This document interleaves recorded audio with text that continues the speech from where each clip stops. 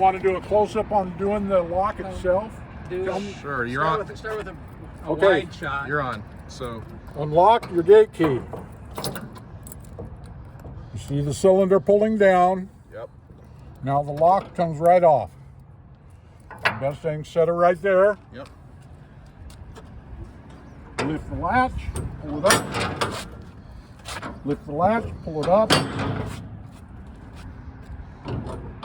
Take both of them to 90 degrees. Just Yep. like that. Yep.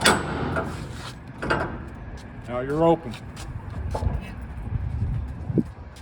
We do ask to lock the lock so it doesn't go anywhere.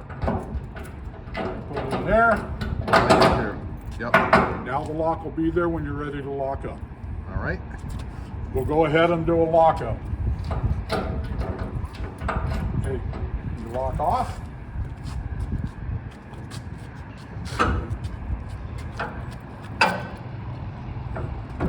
Close it about as far as comfortable. Lift these up at 90 and you got to kind of work them together.